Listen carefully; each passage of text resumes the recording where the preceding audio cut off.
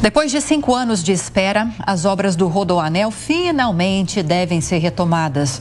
O governador, Tarcísio de Freitas, assinou o contrato para as operações no trecho norte. Confira os detalhes na reportagem de Misael Mainetti. 3 bilhões e 400 milhões de reais vão ser investidos na conclusão do trecho norte do Rodoanel.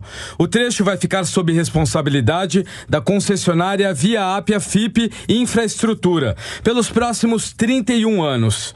Na assinatura do contrato com a empresa, o governador de São Paulo, Tarcísio de Freitas, reforçou a importância do novo trecho para a economia do estado. Sem dúvida, a gente vai facilitar o acesso à capital, a gente vai desviar trânsito de dentro da cidade de São Paulo. Isso aí, primeiro, garante um menor tempo de viagem, garante também esse menor tempo de viagem, essa maior velocidade de operação também vai nos ajudar, inclusive na questão ambiental, na questão sustentabilidade e melhora como um todo a logística. A expectativa é entregar a obra pronta até 2026 e vai funcionar basicamente assim.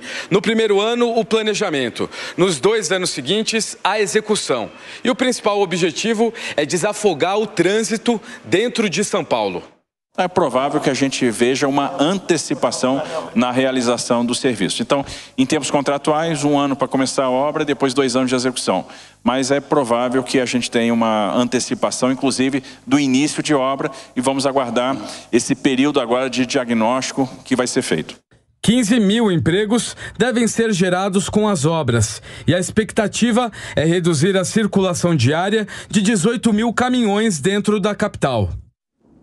O presidente Lula volta a cobrar países ricos para ajudar a financiar a defesa da Amazônia após a cúpula em Belém, no Pará. Os detalhes com o repórter Christian Machado, do portal Roma News. A Cúpula da Amazônia reuniu nestes dias 8 e 9 de agosto em Belém representantes e presidentes dos países que formam a OTCA, Organização do Tratado de Cooperação Amazônica. Durante o encontro, os chefes de estados do Brasil, Bolívia, Colômbia, Equador, Guiana, Peru, Suriname e Venezuela discutiram temas sobre o futuro da região.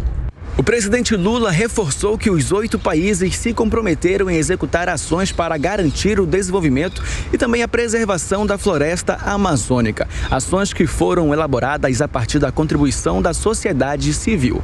O encontro encerrou com um acordo de medidas assinados entre os líderes globais. A Declaração de Belém tem mais de 100 objetivos que visam a proteção do bioma. Entre eles está a criação de uma aliança amazônica de combate ao desmatamento. Porém, não houve metas concretas em um comum acordo entre os países em relação ao tema. Sabe, dizer que não é o Brasil que precisa de dinheiro, não é a Colômbia que precisa de dinheiro, não é a Venezuela, é a natureza. Que o desenvolvimento industrial ao longo de 200 anos poluiu, que está precisando que eles paguem a sua parte agora para a gente recompor parte daquilo que foi estragado. Então é a natureza que está precisando de dinheiro. Outros temas importantes, como a exploração do petróleo na região da Bacia Amazônica, por exemplo, não foram citados no documento. Nós vamos para a COP28 com o objetivo de dizer ao mundo rico que, se quiserem preservar efetivamente o que existe de floresta, é preciso colocar dinheiro, não apenas para cuidar da copa da floresta, mas para cuidar do povo que mora lá embaixo. Este é um dos maiores eventos já realizados entre líderes globais para discutir o futuro da Amazônia e também serve como teste para a COP30, que acontecerá em 2025 em Belém. Ô Shelby, essa cobrança que o governo faz para o apoio à Amazônia, inclusive ontem a gente chegou a falar aqui que as reportagens internacionais mostravam que os países estão cobrando o Brasil pelo dinheiro do Fundo Amazônia, ou seja, onde está o dinheiro? Quem tem razão nesse debate?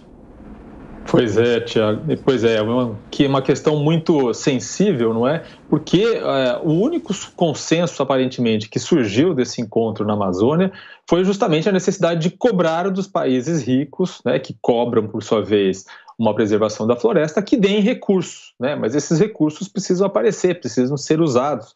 e precisam levar a um resultado esperado. Interessante também porque Emmanuel Macron, presidente da França, não esteve presente nessa cúpula da Amazônia, apesar de ter sido convidado. Ele que poderia vir como representante da Guiana Francesa, um território ultramarino do país europeu, que também tem, né, parte do seu território ocupado pela floresta amazônica. Ele não compareceu e foi criticado por isso, porque ele cobra muito os países amazônicos em relação à preservação ambiental e a parte que lhe cabe. Mas a questão é que ele, obviamente, seria muito cobrado e pessoalmente cobrado nessa reunião. Não foram apresentadas metas objetivas de preservação ou de outras medidas que possam levar a uma preservação da Amazônia, mas é um primeiro passo, uma primeira conversa entre esses países para buscar um entendimento. É muito importante essa questão do petróleo, porque a Colômbia tinha defendido, inclusive o presidente colombiano tinha defendido isso diretamente a Lula já anteriormente, que se proibisse, que fizesse uma espécie de moratória da exploração de petróleo na Amazônia, mas Lula foi contra. E é bom lembrar, inclusive, Beraldo, que durante a cúpula ontem, o presidente Lula disse que aqueles 100 bilhões de dólares, nem estamos falando de reais, 100 bilhões de dólares prometidos por países mais desenvolvidos para ajudar nesse processo de recuperação das florestas, nesse processo de mudanças climáticas, esses países mais subdesenvolvidos ou em desenvolvimento, esses recursos nem são mais suficientes para fazer frente às atuais necessidades.